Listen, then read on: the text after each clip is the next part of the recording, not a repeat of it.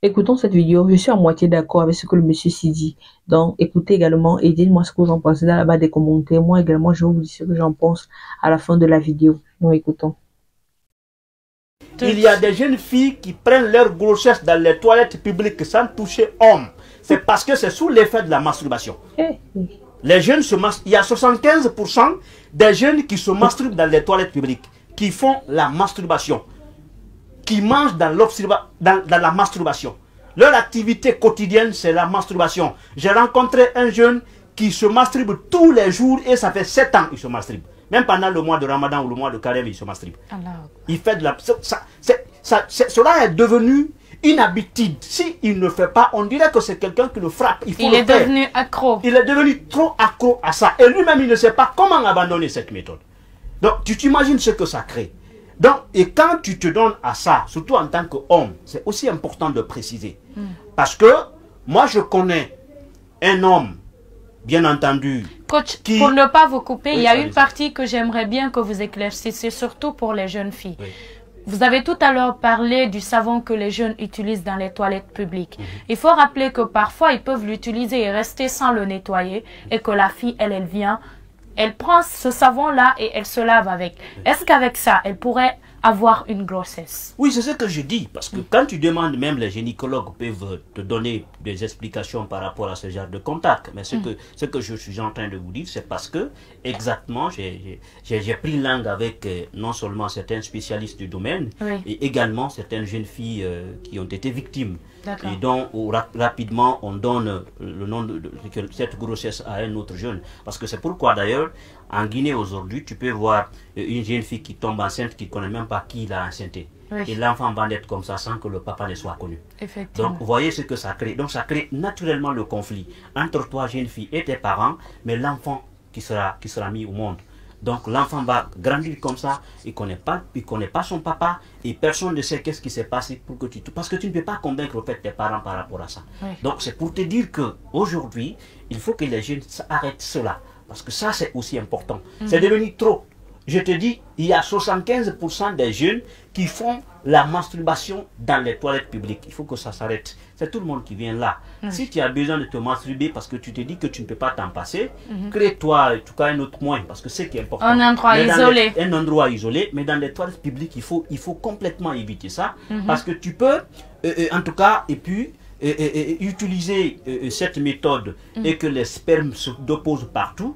Ta petite soeur même peut être victime de tout ça, de ces conséquences. Ou bien ta cousine pourrait même... En tout cas, un membre de ta famille. N'importe qui peut avoir ça. Voilà, un membre de ta famille. Comment tu peux expliquer ça? Et ça pourrait se passer sans que quelqu'un ne soit au courant que c'est le sperme de telle personne qui a créé la grossesse à telle personne. Donc c'est maintenant c'est les parents qui vont, bien entendu, frapper la fille, qui a fait, qu'est-ce qui s'est passé, on va la torturer, on va l'accuser de tout et de rien. Et comment elle pourrait convaincre une autre personne par rapport à ce qui s'est passé. Mais quand tu regardes en profondeur, vous savez, en Guinée, il n'y a pas de démarches scientifiques sur des domaines.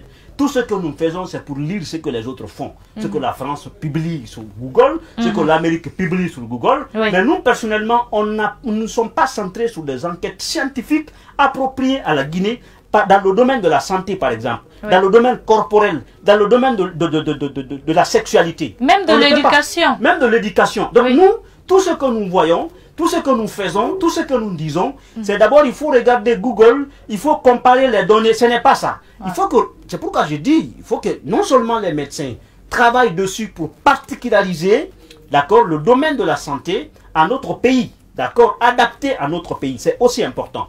On peut te dire tout de suite, quand tu tapes Google, il y a telle jeune fille qui a été victime de la grossesse, c'est parce que son papa a utilisé telle chose ou telle chose et finalement la fille a pris ça. Non. Mais en Guinée, cela n'est pas connu. Mais moi, je vous dis aujourd'hui, en tant que consultant matrimonial, il y a des filles qui sont victimes, mais qui ne veulent pas en parler. Mais ce sont des réalités qui se passent chez nous.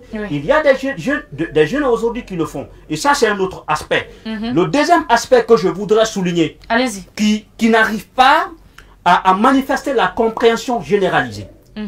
Nous sommes en train de parler d'une situation particulière qui se passe aujourd'hui dans notre société. Un autre angle. Vous voyez le préservatif? Oui.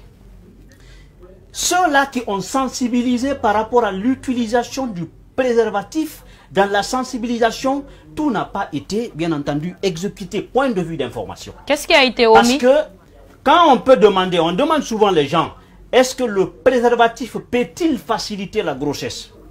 Peut être à l'origine pour qu'une fille tombe enceinte d'une grossesse. Je vais vous dire oui, bien entendu. Parce que la manière dont la masturbation pourrait créer la possibilité pour qu'une fille tombe enceinte sans se rendre compte, c'est la même possibilité. Parce que la quasi-totalité des jeunes filles aujourd'hui pensent que le préservatif est une garantie. Les hommes aussi pensent que le préservatif est une garantie. C'est un moyen d'éviter. Utilisant, même si que le préservatif n'est pas percé, en utilisant, un homme peut par exemple éjaculer dans le préservatif en enlevant, son doigt touche le sperme. Et si le même doigt part vers le voisin tandis que la fille est dans sa période de fécondité, ce sont des grossesses qui vont se créer. Maintenant, si la grossesse se crée là, l'homme pense que je m'étais sécurisé avant l'acte. Et comment tu peux l'annoncer par rapport au cas de grossesse? C'est pourquoi il y a des couteaux tirants. Quand j'étais parti en tournée, j'ai fait des découvertes comme ça de façon générale. Dans beaucoup d'endroits où un homme peut te dire, oui, moi, vraiment, quand ça m'a arrivé, je n'ai pas reconnu la grossesse.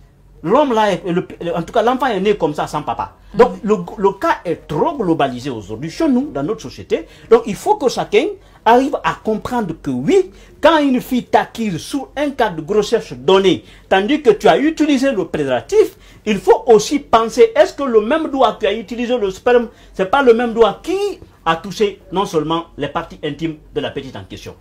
Bon, le jour là, j'ai pas pu donner mon avis par rapport à cette vidéo. Donc je vais faire un audio pour donner mon avis par rapport à la vidéo. Déjà, je suis pas d'accord avec le monsieur, la partie où il dit une femme qui part dans les toilettes privées, les toilettes publiques d'autant pour moi, et qui utilise le savon qui est dans les toilettes publiques peut porter une grossesse. Moi, je trouve pas ça logique, dans le sens où si, par exemple, un monsieur a fait, il s'est mastoche et puis il a versé et ça a touché peut-être le savon, est-ce que selon vous, le savon là va impacter, le sperme qui s'est versé sur le savon peut enceinter une femme? Moi, je trouve pas ça très logique, donc je ne suis pas d'accord déjà sur ce point avec lui. Déjà que le savon c'est une solution chimique et le spermatozoïde est censé durer 3 à 5 jours pour les plus résistants. Donc, sur le savon qui est une solution chimique fait à base de produits chimiques, même 10 minutes scientifiquement prouvé, les spermatozoïdes ne peuvent pas résister sur du savon. Moi, je peux encore bien comprendre s'il disait, par exemple, si tu finis de te mastoche et puis tu essuies avec ta main, tu touches peut-être le mur de la douche, ou alors tu essuies peut-être avec une serviette ou un essuie-main. Là, peut-être, ça peut être un peu plus cohérent, mais de là à dire le savon, je ne suis pas très d'accord.